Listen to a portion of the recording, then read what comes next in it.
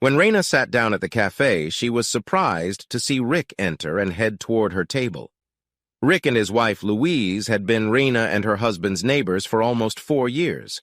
They were both slightly older than her, well into their 40s rather than around 35, but they had become quite close with Brad and her.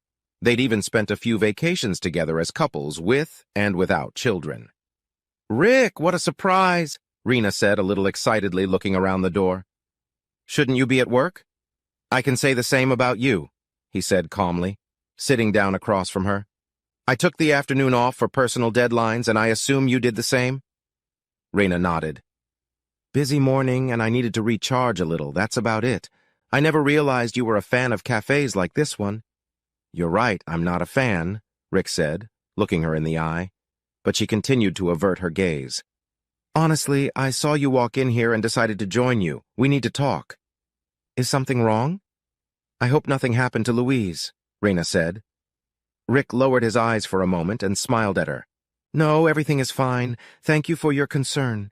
You and Brad have become very important to us, and we know we can count on you if anything happens to either of us. I wouldn't hesitate to do the same. That's why I needed to come here." "What's the matter?" "I'm fine. I'm just a little nervous," Raina said. "Have you slept with him yet?"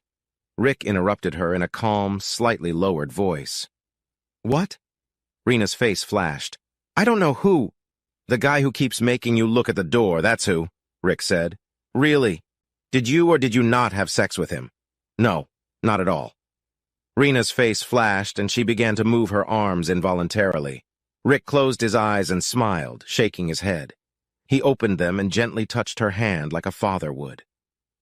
"You have to listen to me.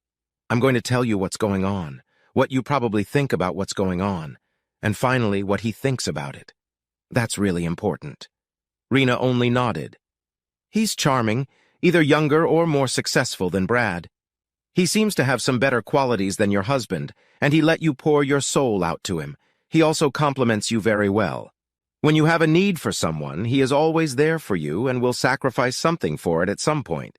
Like, so far so good?" Raina felt her body tense up. "How do you know? Does Frank know?" "He suspects, of course he suspects," Rick said. "And you know he suspects, but he has no proof. I'm sure those suspicions made you make him feel like an idiot," he said. "How do I know? Here's what happened. 2 important events happened in the last 2 weeks, and you missed them both for the same reason. Something happened to Mr. Charming, and he needed you, as a friend. And because you felt obligated to him, you missed both your son's birthday and your 9th anniversary dinner to be with him. Nothing happened. We're just friends. And he's the kind of friend that you keep from your husband because he wouldn't understand. This friend wants to know everything about your husband, so you told him. Even intimate details that you probably wouldn't share with me. In everything you tell him, he supports you and pretends it's all Brad's fault, whatever problems you have. I bet even Brad's suspicions that something is going on he puts up as proof of what a horrible husband he is. Was it the day you missed your son's party or dinner with your husband that he kissed you and confessed his attraction?" Raina's jaw dropped. "How do you know that?" "When?" She lowered her face and her hand trembled slightly. "When I missed our anniversary. He was depressed because an old friend of his died. It just happened, but I stopped it right away." Rick nodded. "So here's an honest look at what happened. From your defensive behavior and the fact that you're sitting here right now waiting for him, I think things went a little further than just a kiss. No sex, but far enough that if you caught Brad doing the same thing, you'd consider it cheating. Still, you think it's partly Brad's fault because he's not the husband you want, as Mr. Charming helpfully points out. He's just a friend, giving you something you think you're not getting at home.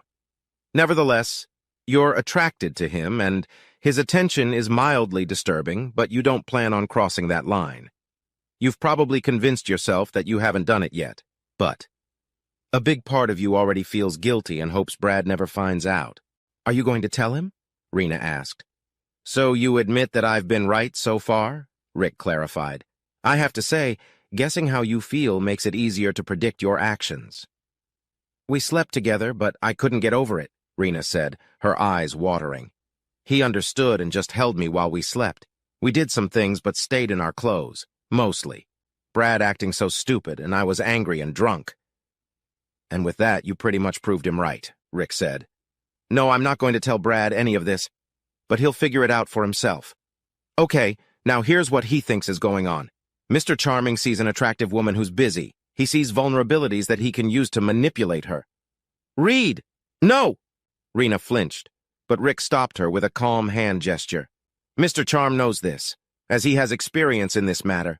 Pardon the bad cliché, but this isn't his first rodeo. See, you're assuming that you're the one he's targeting. You're not stupid enough not to realize that he wants to sleep with you since you started dating him behind your husband's back. The allure makes you think it's all about something special between the two of you, and provides what your husband is missing. And Charming tried like hell to point out everything your husband is missing. That's because it's not about you. It's about Brad. Charming gets a thrill knowing he's taking something away from Brad. That's why he convinced you to skip two very important events to show that he means more to you than Brad. It was no coincidence that the death of a friend, and whatever other crisis it was, happened just as you missed both events.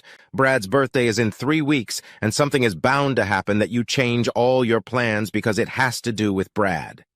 He won't do that." Rick raised an eyebrow. "You were in the arms of Mr. Charming while your husband waited at the restaurant for an hour before you finally texted him that you weren't coming, that you stayed late for a friend at work who got food poisoning. You weren't even creative enough to give me a name, probably so Brad couldn't check. And now you're waiting for Mr. Charming, skipping work. You've revealed your current priorities, and they certainly aren't your marriage." "He wants me," Rena said. "That's all. He doesn't want Brad to know as much as I do. He doesn't even know my husband."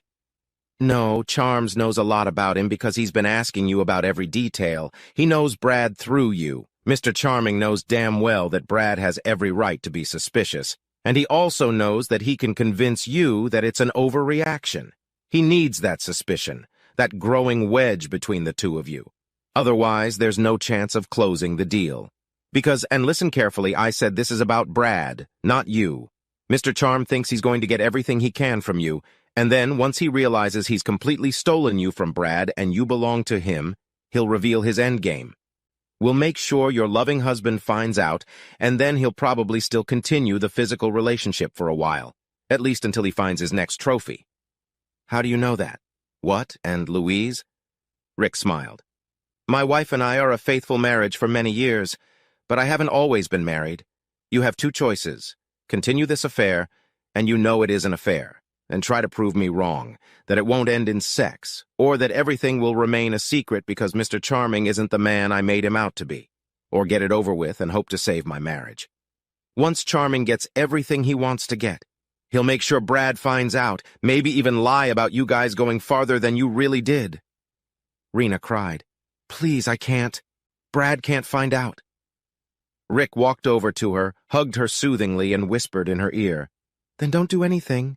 Don't even peck anyone on the cheek without your husband knowing. Otherwise, I'm damn sure he'll find out." "Rena, is that man upsetting you?" came a voice from behind them. Rick turned around and saw a young guy, tall and slender, with a huge beard. "Well, you must be Reed, and I'm Brad."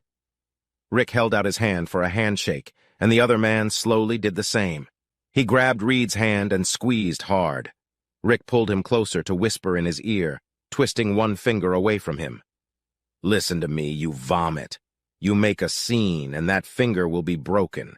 You don't talk to my wife. You don't talk about my wife, or I'll kill you." "You're not her husband," Reed said with pain in his voice.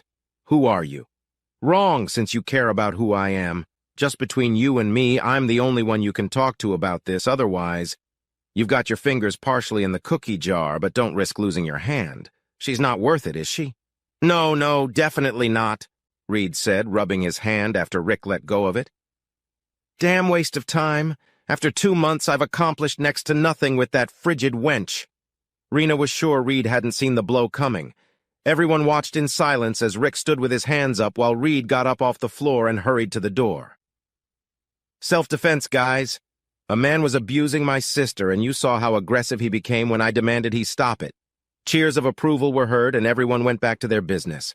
Rick turned and said to Renee, "You have a second chance. Go home. Be the kind of wife your husband deserves.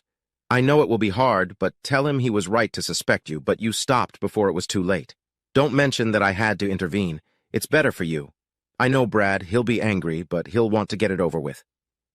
Thanks, Rena said, wiping her eyes. I didn't do it for you, Rick said, but for Brad, and to atone a little for my own actions in the past. Have a good day.